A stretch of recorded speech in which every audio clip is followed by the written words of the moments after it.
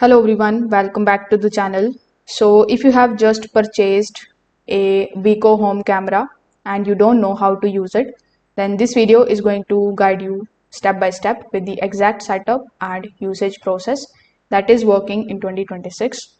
Now everything works through the application, so you can start from here. First of all, you need to go to your phone and then you need to simply install the VicoHome application on your phone. When you open it, you just have to create your account.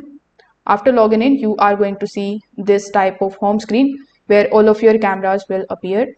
So the app is where you can control the live view, the recordings and the settings.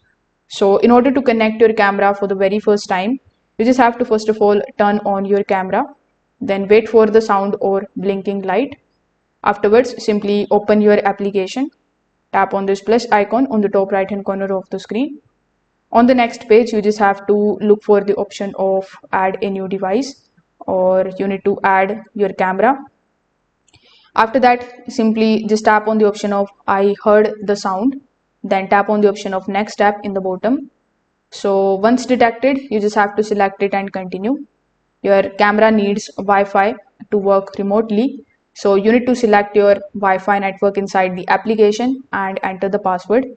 Make sure that you are using the 2.4 GHz Wi-Fi network, as most of the VicoHome cameras don't support the 5 GHz.